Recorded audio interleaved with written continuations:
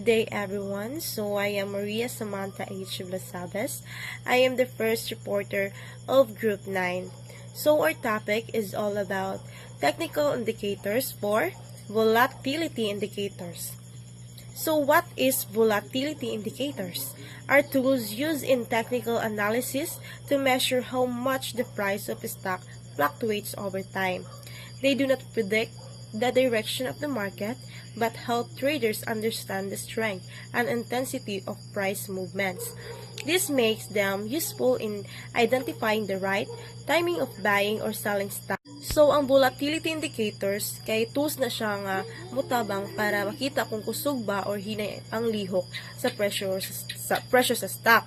So, dili sila muingon nga hinay ay musaka or ubos, pero makatabang siya mo desisyon kung when mo palit or mo baligya. For example, kung ang stock price kay sa kapaubos, so pasabot ana is high volatility na siya. So if kung gamay ra og lihok is kuan na siya, tawag ana is low volatility na siya. So next is Bollinger Bands. What is Bollinger Bands? So Bollinger Bands are used to measure market volatility and identify potential overbought or oversold conditions. So the band expand when volatility increases and contract when volatility decreases. So ang Bollinger Bands kay tool nga mutabang para makita kung mahal na ba or barato ng stock o kusog ba or malihok ang presyo. So ang Bollinger Bands kay usa ka tool nga nagtan-aw sa volatility. So na siya 3 ka parts. So ang middle kay average price. So ang upper taas na presyo and then the lower ubos na presyo. So how to use Bollinger Bands? So observe the distance between the bands.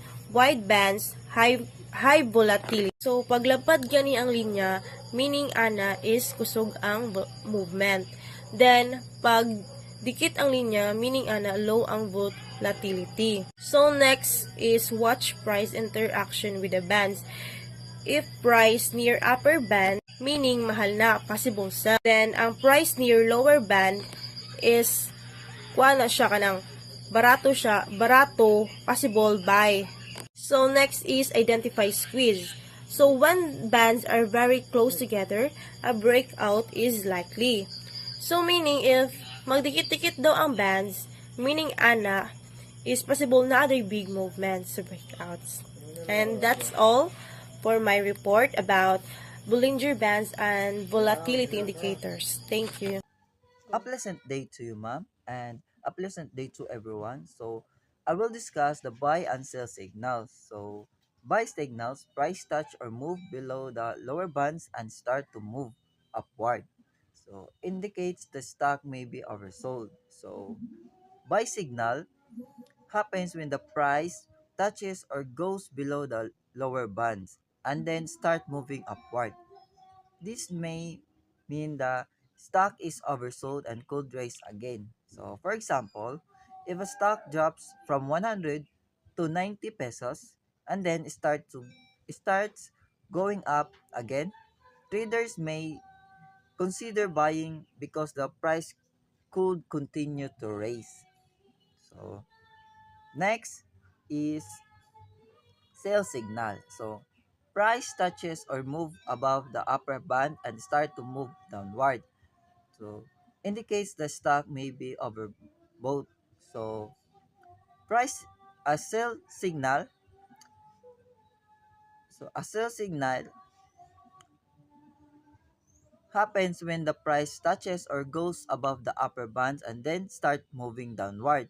This may means the stock is overbought and could fail. So, for example, if a stock rises from 100 to 120 pesos and then start to failing, traders may consider selling to secure profit before the price drops more. So that's all. Next is breakout signal. So after a squeeze tight band, price breakout strongly upward buy, price breaks downward sell. So so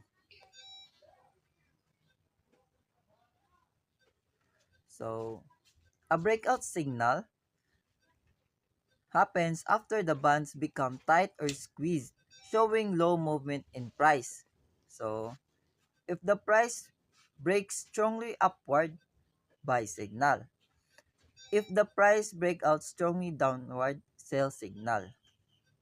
So, for example, a stock may around 100 for many days, then suddenly jump to 110 pesos. With strong movement, this could be a breakout buy signal because the price may continue raising. So that's all. So next, let's proceed to the chart of the Bollinger Band squeeze and breakout scanner. So in this image, we see a image uses the Bollinger Bands. So as you can see, the curved lines around the price chart the show to show how market volatility and price movement change over time. So first, the first one is Bollinger Squeeze, which is the low volatility, as you can see in the image. So what it is, when the upper and lower bands move closely together, prices trade in a tight, narrow range with very light, little up or down movement.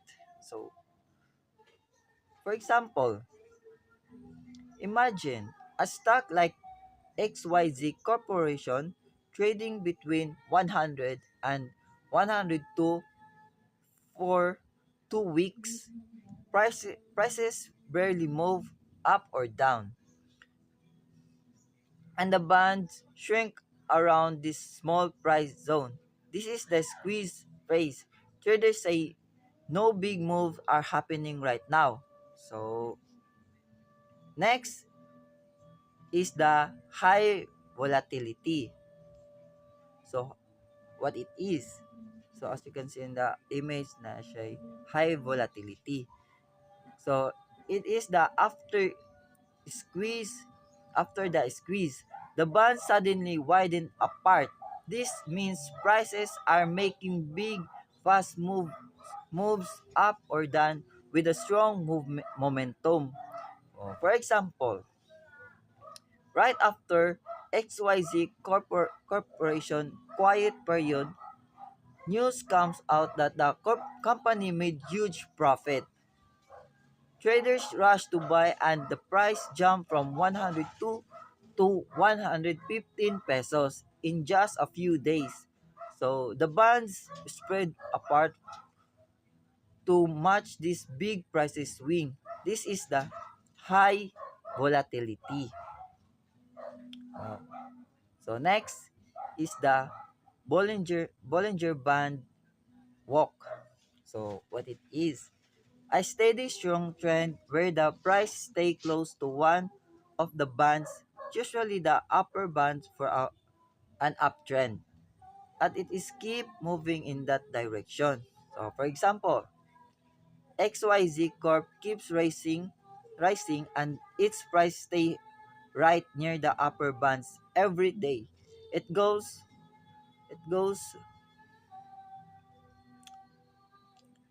from 115 to 125 to 135 over several weeks with no big drops.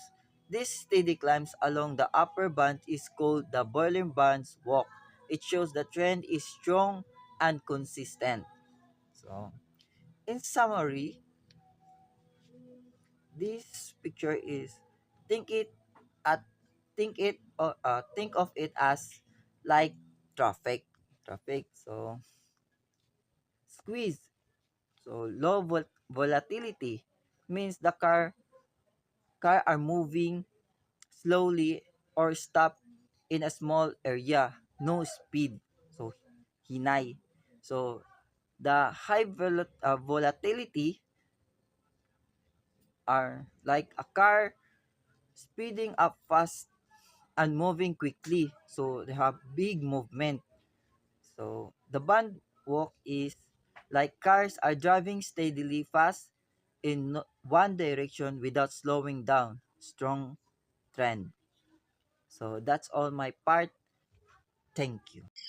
Hello everyone, I am Christian Philip Calio and this is my topic average true range ATR. So ATR measures the average price range of a stock over a specific period. It focuses on volatility, not price direction. It helps traders understand how much a stock typically moves. So, ang ATR kay usa ka technical indicator nga gigamit sa trading para masukod kung unsa kadako ang lihok sa presyo sa stock sulod sa usa ka panahon. How to use ATR? First, look at the ATR value, high ATR and high volatility, low ATR, low volatility. So, ATR, ang first is dili niya ipakita kung saka umuubos ang presyo. Dapat ipakita ra niya kung unsa kalihok ang presyo volatility.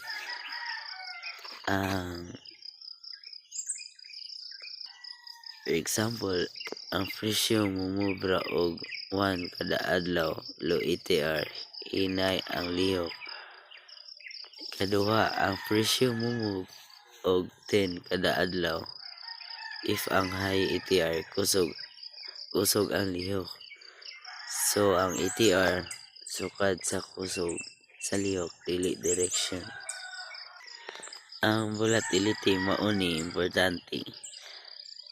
Ang low volatility hinay ang lihok sa presyo. Stable, gamay risk pero gamay sad kita. Ang high volatility is kusog mag-usab ang presyo. Dako og risk pero dako ug chance sa kita.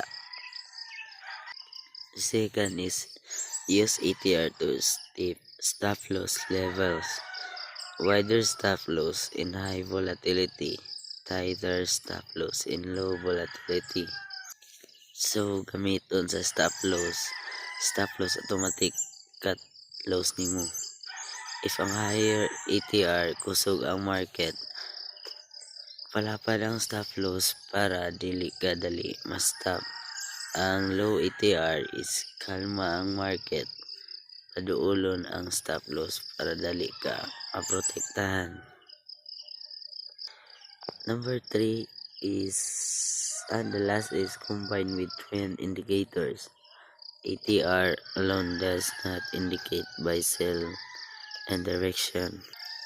So, ang ATR ay dili ginasabat kung kano sa ka mo palit, kano sa ka mo balik. So, if moving average, support o resistance. Example, presyo nimo is 100, then ATR nimo is 5. Kasabot, kasagaran liho ka na is ang sa 5, gamito nimo is stop then loss. Ang makuha nimo is 95. If take profit nimo, take profit is 105. So, kung ano mang importante ang ATR, kung risky ba ang trade, unsa kalayo ang stop and loss, malikayan ang emotional trading, kung worth it ba masulod sa trade. So, good day everyone, especially mom. I am Michelle Villegas, an SBA FM student, and I am one of the reporter of Group 9, which is the technical indicators 4. So now, I was assigned to discuss about the buy and sell signals. So for now, let's focus about the buy signal. So my other group mate already discussed what is ATR. So in buy signal, ATR is increasing while price is trending upward. It indicates strong movement and momentum. So, what it means that when ATR goes up plus price is going up together, this tells you that the upward move is getting stronger, not faking. It's a good time to buy.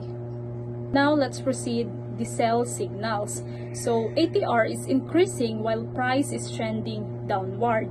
It indicates strong downward movement. So what it means that when ATR goes up plus price is going down together, the drop is getting stronger, sellers are in control. It's a good time to sell or get out.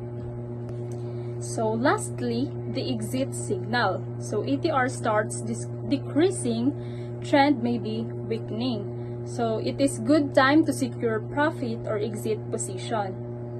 So what it means, when ATR starts go down, the big move is slowing down, momentum is fading. So means the trend is tired, about to reverse or to stop.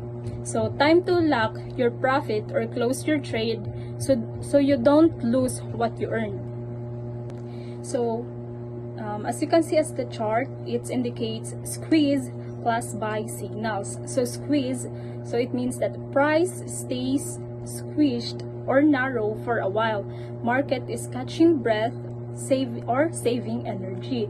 So in buy signal, suddenly a big green candle shoots up plus ATR rises. So it means that the squeeze burst upward. This is the clearest green light to buy now.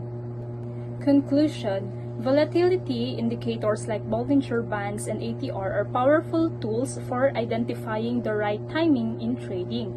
While they do not predict price directions, they help traders understand market conditions and make better decisions on when to buy or sell. So when used together, they provide stronger confirmation and reduce trading risk. So ATR and Bollinger Bands, they don't tell you will price go up or down, but they tell you, is this move real and strong or weak and risky? Use them together and you'll spot safer entry and or exit times, plus make fewer bad trades. So that's all for my topic, and thank you.